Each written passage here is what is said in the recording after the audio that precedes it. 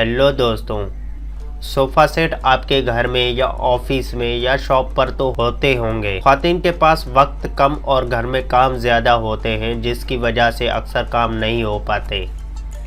उन कामों में एक अहम घर में मौजूद सोफ़ों की सफाई भी है, लेकिन हमारा बताया गया ये आसान तरीका इंतहाई कम वक्त में आपके सोफ़ों को चमका देगा।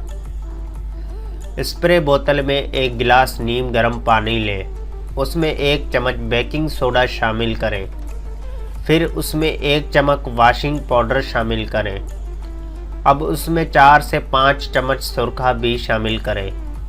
इस मिक्सचर को अच्छी तरह मिक्स कर लें और सोफ़े में जहाँ जहाँ दाग है वहाँ स्प्रे करें और स्पेन की मदद से उसे हल्के हाथों से रगड़ें ताकि आपका नरम मुलायम सोफ़ा खराब ना हो। फिर एक बार उसको गीले कपड़े से मदद से साफ कर लें। यह सोफ़े साफ करने का निहायत ही आसान तरीका है जो कम वक्त में आपके गंदे सोफ़ों को चमकदार बनाएगा।